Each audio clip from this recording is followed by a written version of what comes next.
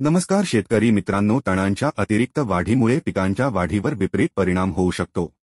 त्यामुळे कृषी विभागाने शेतकऱ्यांना 48 तासांच्या आत योग्य प्रमाणात तणनाशक फवारणीचा सल्ला दिला असून शुद्ध पाणी व अचूक औषधांच्या वापरावरही भर देण्यात आला आहे।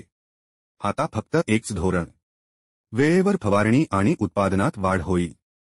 खरीप हंगामातील पेरण्या तालुक्यात जोमाने सुरू असून शेतकऱ्यांनी मोठ्या प्रमाणात सोयाबीनची पेरणी केली आहे। याच पार्श्वभूमीवर शेतकऱ्यांनी तण नियंत्रणासाठी शास्त्रोक्त पद्धतीने तणनाशकांची निवड व वापर करावा, असे आवाहन तालुका कृषी विभागाच्या वतीने करण्यात आले आहे। फवारणीची योग्य वेळ महत्त्वाची। तणनाशकांचा प्रभाव सुनिश्चित करण्यासाठी पेरणीनंतर 48 तासांच्या आत तणनाशकांची फवारणी करणे गरजेचे आहे। यामुळे तणांचा पिकावर होणारा प्रतिकूल परिणाम रोखता येतो। शिफारस केलेली तणनाशके व प्रमाण।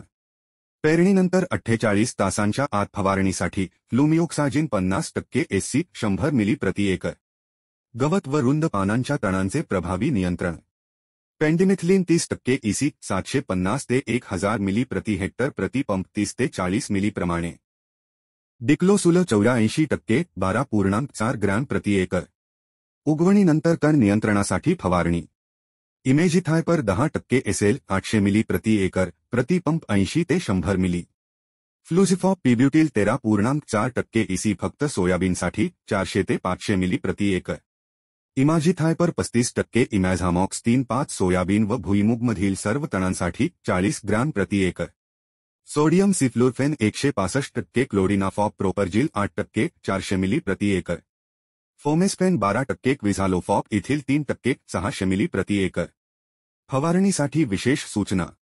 फवारणीसाठी फक्त स्वच्छ पाण्याचा वापर करावा। डबके, नाला किंवा माती मिसळलेले पाणी टाळावे। सोयाबीन 2 ते 4 पानांच्या अवस्थेत असताना फवारणी अधिक प्रभावी ठरते।